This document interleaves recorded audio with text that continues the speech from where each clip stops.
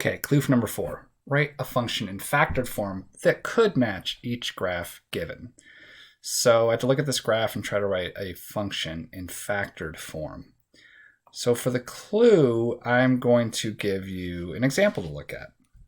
Okay, so if you look at this graph, look at these x-intercepts, -6, 0, -1, 0, and 2, 0, and then you look at the factored form, x plus 6, x plus 1, and x minus 2, you can see the connection between those x-intercepts and the factored form.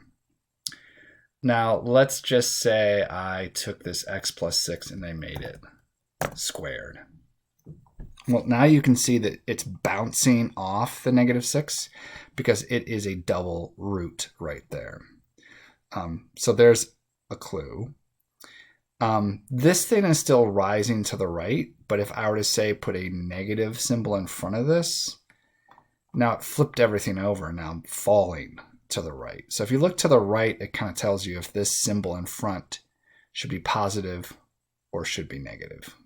So there's your clue for number 4.